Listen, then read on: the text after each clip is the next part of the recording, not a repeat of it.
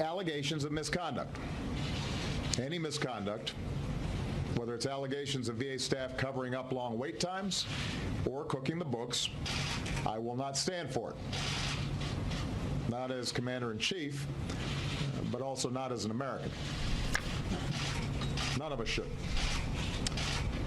So, if these allegations prove to be true, it is dishonorable, it is disgraceful, and I will not tolerate it, period.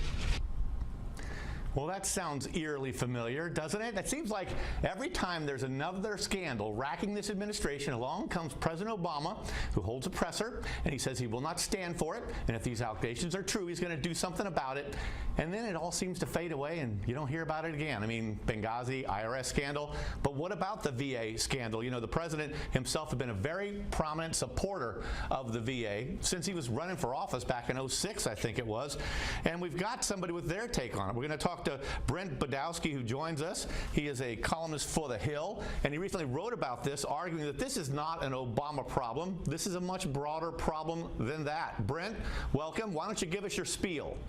Oh, yeah. Well, first of all, I think it is an Obama problem, but it's also a broader problem, too. He takes, as Commander-in-Chief and Chief Executive, the major share of responsibility. But I think that Congress, which takes a lot of recesses and vacations and doesn't always do their job well, they share responsibility. And to some degree, we all do. I even criticized myself in the column for not having written as brutally blunt an indictment of everybody as I did.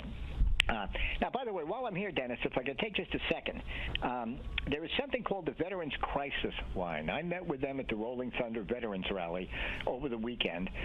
They help vets who are stressed, in pain, suffering, who are in danger possibly even of committing suicide. And if there's any vets out there or military families, husbands, wives, kids, parents who know vets, they can call this number to get help. It's 1-800-273-8255. They're good people. They're there to help. It's confidential. Nobody will know. And it's horrible that 22 vets every day commit suicide. We have to change that. Anyway. Yeah, well, that's a good service that you just did there. And, of course, any veteran who's feeling any kind of trouble, I mean, when in doubt, go on Google and Google, gee, I'm looking for help for veterans, and I'm sure there's plenty of options out there. What do you think, though, the VA scandal says about the ability of government to provide health care? You know, the VA had been held up as an example that national health care from a single-payer provider, the government, really works. For years, that's what we were told. Well, I think the Pope would say it all gets back to original sin, and if he did, he'd be right.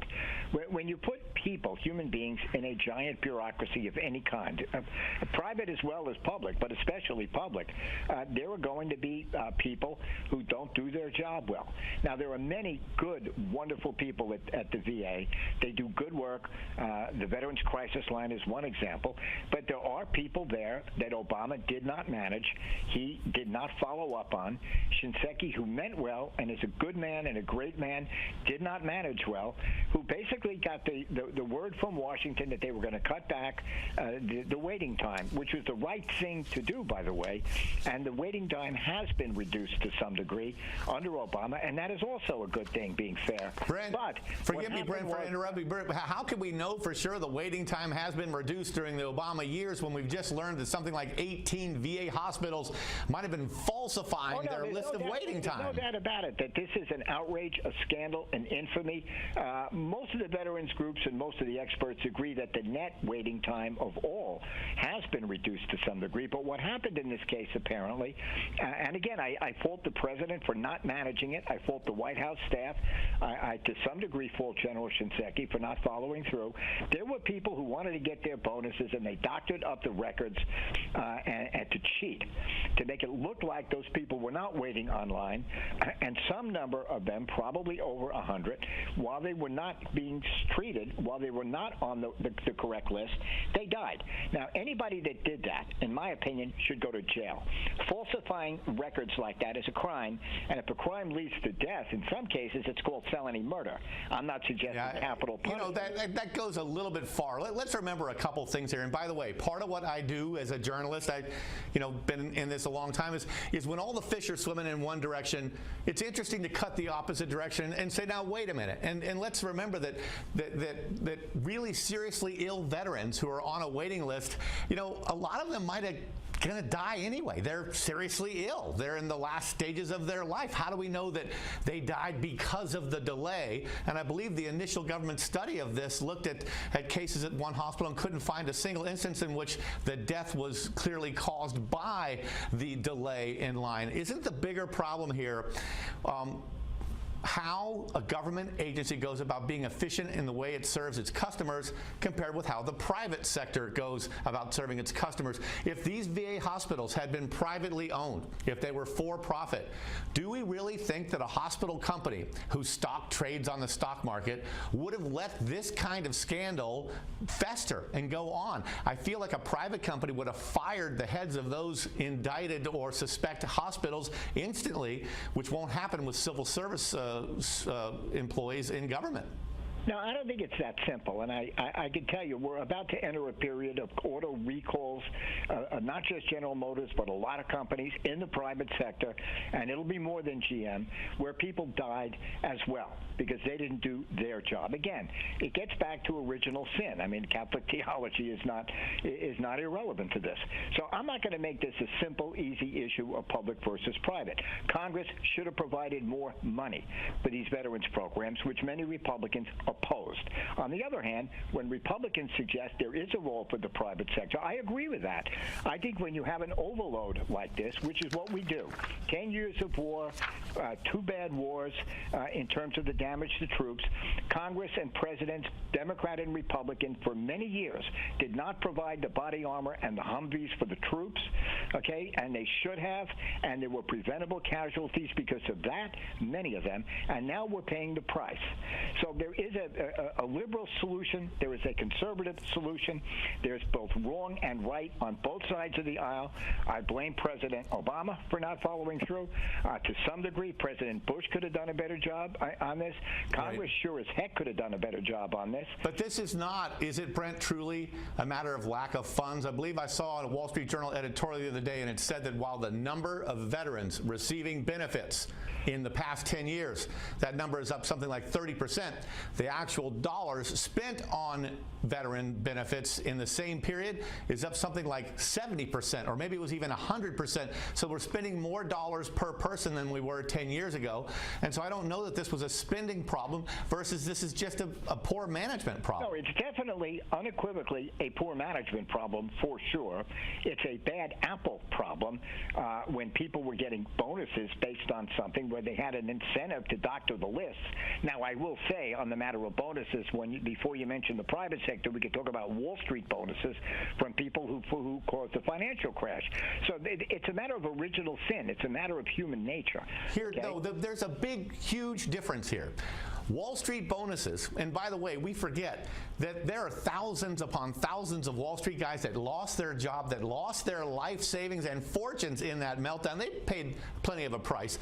But those Wall Street bonuses are paid for by shareholders that decide whether they want that management in place, that decide whether they want to hold on to the stock of that company. That's private money. It's different when we get into the public sector, when we've insisted that the government shall be responsible for all medical care for all veterans, and that shall be done only through the VA system that the government controls. That's taxpayer money, and now the public has a stake in that. If you don't own stock in a particular company, I don't know that you have any stake in that chairman's bonus at all. But it's different when you get to government. And what I wonder is, why wouldn't this be an argument for trying to privatize the VA, for trying to sell off the regional hospitals to the big health companies that are dominant in those regions, let them buy up the hospitals, pay a voucher of $15,000 a year, let's say, for medical care to every veteran, and say, go out and find it on your own. Go to the VA hospital if you like, or go to another private hospital if you prefer, and you can use this voucher. Why not try to privatize the system and see if the private sector will find a way to get those lines shorter? Well, as long as they do better than the banks did in 2006, 7, and 8, but I'm not confident that they will. What I think we should do is we should experiment when you have people who are waiting online after 10 years of war. And by the way, military medicine has advanced dramatically in the last 10 years. And one of the things that's happened is troops that would have died before came back with serious wounds still alive, which contributed to the problem, although God bless whoever invented the military medicine that got better.